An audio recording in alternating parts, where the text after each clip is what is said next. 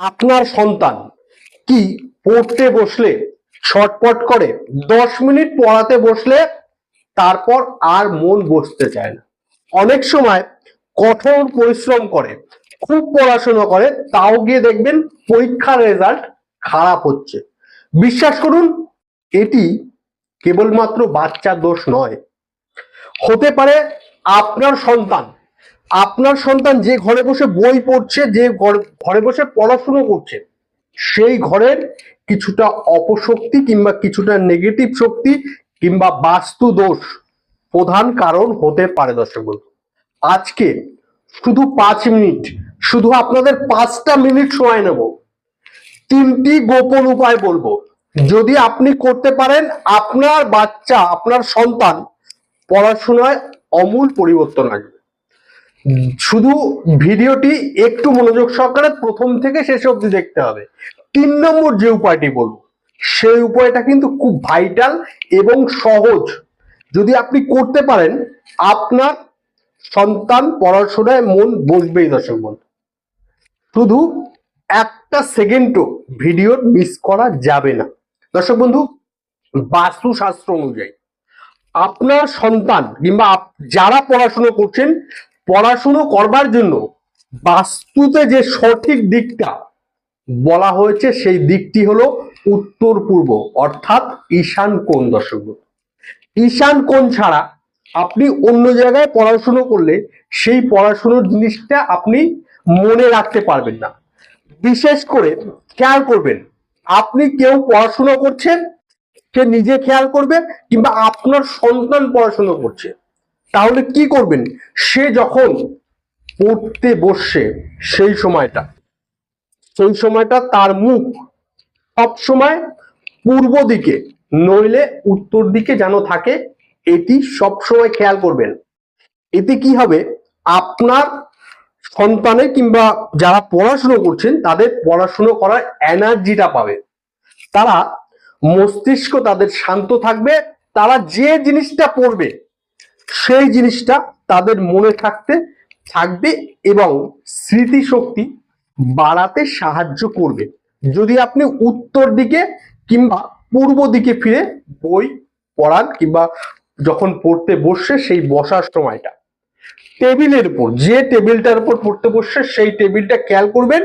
সেই টেবিলটা একগাদা অপ্রিয় জিনিস, মানে যেটি আপনার প্রয়োজনীয় নেই, সেই জিনিসগুলি, নোংরা আবর্জনা কিংবা কোনো কিছু, এতে যেন ভরা না থাকে। সবসময় খেয়াল করবেন, যে টেবিলটা, যে জায়গাটায় বসে বই পড়ছে, সেই জায়গাটা ক্লিন এবং পরিষ্কার রাখার চেষ্টা করবেন। টেবিল পরিষ্কার মানে আপনার যে সন্তান পড়াশোনা করছে তার মন পরিষ্কার। দেখবেন, দ্বিতীয় যে উপায়টি বলবো সেটি ভালো করে শুনবে। জ্যোতিষ শাস্ত্র মতে পড়াশোনাকে বুদ্ধির কারক গ্রহ বুধ মেনটেন করে, তাই অনেক সময় বাচ্চার ব্রেন কিংবা বাচ্চার মনোযোগ কম হওয়ার পিছনে অনেক সময় বুধের একটা কারকতা থাকে। দর্শক, তাই আপনি কি করবেন? একটি কাচের গ্লাস কিংবা একটি কাচের বাটিতে পরিমাণ মতো জল রেখে দেবেন। সারা দিন সেখানে পরিমাণ মতন জল রেখে দেবেন একটা কাচের গ্লাসে কিংবা কাচের বাটিতে।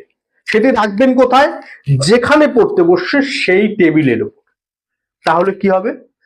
সারা দিন সেটা থাকলো সেখানে বসে, যখন পড়াশোনা করছে তখন সেটা থাকলো, রাতে যখন ঘুমোতে যাবে সেই বাচ্চাকে আপনি কি করবেন? সেই জলটি খাইয়ে দিন। যে জলটি সারাদিন থাকছে পড়ার টেবিলে, সেটি খাইয়ে দিন। পড়াশুনো শুরু করার আগে, যেদিনই বই পড়ছে কিংবা পড়াশুনো যখন শুরু করছে, সেই শুরু করার আগে নিচের স্ক্রিনে একটা মন্ত্র দিচ্ছি। এই মন্ত্রটি পড়াশুনো শুরু করার আগে 11 বার অবশ্যই যেন মনে মনে স্মরণ করে আপনার সন্তান। যদি আপনার সন্তান খুব ছোট হয়, স্মরণ করতে না পারে, তাহলে আপনি তার গার্জিয়ান হিসাবে মনে মনে স্মরণ করুন এবং তার পড়াশোনা যাতে ভালো হয় সেটি কামনা করুন। সব থেকে যে ভাইটাল উপায়টা, 3 নম্বর যেটা বলেছি, আপনার সন্তান যে ঘরে বসে পড়াশুনো করছে সেই ঘরটি কি করবেন? সবুজ রং দর্শক বন্ধু, সবুজ রঙের একটি লাইট ব্যবহার করার চেষ্টা করবে সেই ঘরটায়।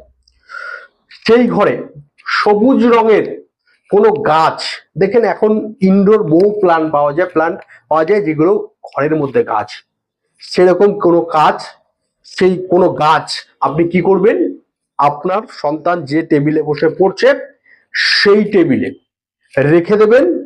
আপনার সন্তান যেখানে পড়ছে সেই সন্তান যে পড়ার যে জায়গা তার বাঁ দিকে আপনি রেখে দেবেন। কি করবেন, তারপরে যে ব্যাপারটা, একটি ফিটকারি নেবেন।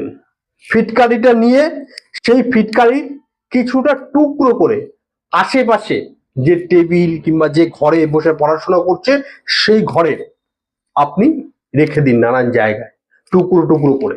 দেখবেন আপনার ঘরের মধ্যে যে নেগেটিভ শক্তি আছে সেই শক্তি এই ফিটকারিতে দর্শক বন্ধু টেনে নেবে। এই নিয়মগুলি আপনি যখনই আপনার সন্তানকে পড়াচ্ছেন তখন এই নিয়মটি মানবেন, দেখবেন আপনার সন্তান আপনার চোখের সামনে তার এডুকেশন উন্নতি আপনি নিজে দেখতে পারবেন।